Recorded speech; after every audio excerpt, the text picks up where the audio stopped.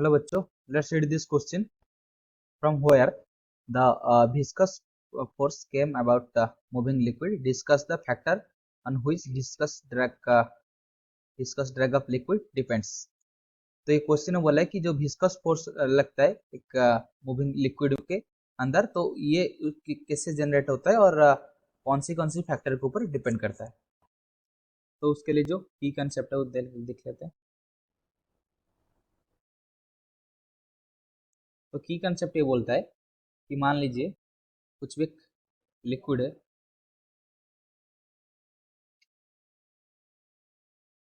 या कुछ भी फ्लूइड अगर हो गया, तो उसके ऊपर अगर एक बॉडी मूव करेगा, मान लीजिए ऐसे कुछ ऑब्जेक्ट है जो उधर v वेलोसिटी से मूव कर रहा है, तो v वेलोसिटी से मूव करे अंदर, उसका नीचे वाला पार्ट भी v वेलोसिटी से मूव करेगा। तो हमको पता है कि जैसे सॉलिड के ऊपर एक सॉलिड अगर मूव करता है तो उसके ऊपर एक फ्रिक्शनल फोर्स लगता है। सिमिलर मैनर जब एक सॉलिड एक फ्लूइड के ऊपर मूव करता है, जब रिलेटिव डिस्प्लेसमेंट होता है, तो उसके ऊपर एक ड्रैग फोर्स लगता है जिसको विस्कस फोर्स बोलते हैं।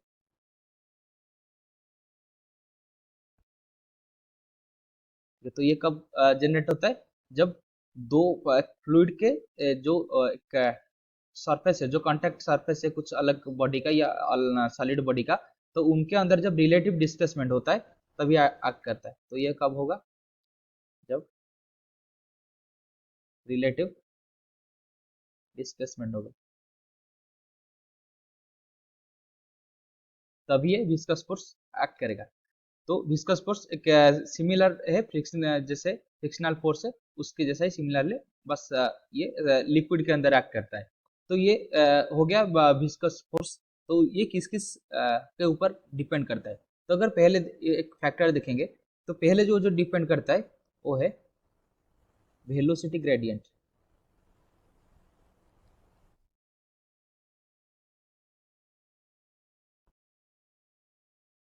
तो वेलोसिटी ग्रेडियंट है क्या? मान लीजिए ये वाला जो सरफेस जो सॉलिड को कांटेक्ट है लिक्विड का, वो वाला सरफेस v वेलोसिटी से मूव कर रहा है। अगर उसका थोड़ा नीचे वाले सरफेस को ले आएंगे तो ये वाला सरफेस, ये तो v वेलोसिटी से मूव नहीं करेगा, क्योंकि अगर एक सरफेस के ऊपर एक लिक्विड के ऊपर एक कोई भी बॉडी मूव कर रहा है, तो उसका मतलब ये नहीं कि उसका नीचे वाला जो लिक्विड है वो भी मूव करेगा। इधर वेलोसिटी जीरो होगा, नीचे वाला कुछ बाद कुछ डिस्टेंस के बाद, इसलिए ऊपर v से मूव करेगा, नीचे वाला v माइनस डी वी थोड़ा कम से मूव करेगा, और ये v माइनस मान लीजिए डी वी डैश थोड़ा और कम, थोड़ा कम से मूव करेगा, तो ये और कम, थोड़ा ऐसे ऐसे नीचे आकर v इक्वल टू जीरो हो जाएगा। मतलब जैसे कि डिस्टेंस इंक्रीज होते जाएगा उसका वेलोसिटी घटते हुए जाएगा। तो इसको बोलते हैं वेलोसिटी ग्रेडियंट। तो उसका जो फॉर्मूला होता है वो होता है dv by D R. DV क्या है?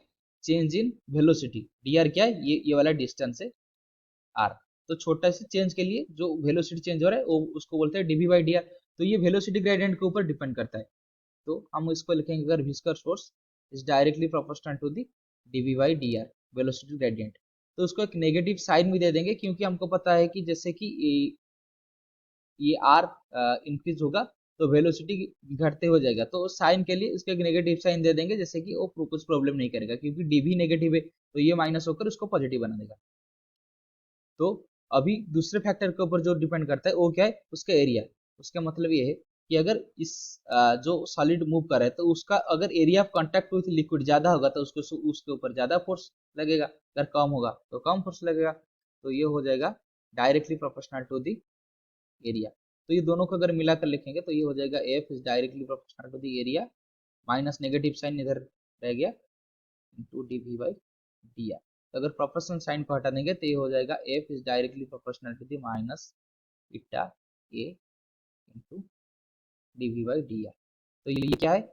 सॉरी, इधर प्रोपोर्शनल नहीं होगा, प्रोपोर्शनल साइन को हटाएंगे ना, तो ये हो जाएगा इक्वल टू। तो ये हो गया, इसके फॉर्मूला आ गया F equal to minus eta A into D V by D R. तो जो ये इटा है वो क्या है? Coefficient of viscosity.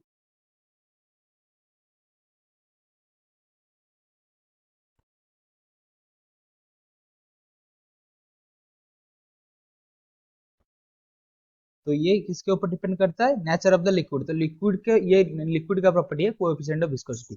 तो अगर हम इधर हम कंक्लूड कर सकते हैं जो विस्कस फोर्स है वो किसके ऊपर डिपेंड करेगा, उस लिक्विड के नेचर ऊपर, उसका सरफेस ऑफ कांटेक्ट, मतलब जो सॉलिड सरफेस उसके ऊपर मूव कर रहा है तो उसका जो सरफेस ऑफ कांटेक्ट है वो एरिया कितना है, और डीवी बाई डी आर क्या है, वेलोसिटी ग्रेडियंट कितना है। तो ये तीनों फैक्टर के ऊपर डिपेंड करता है विस्कस फोर्स।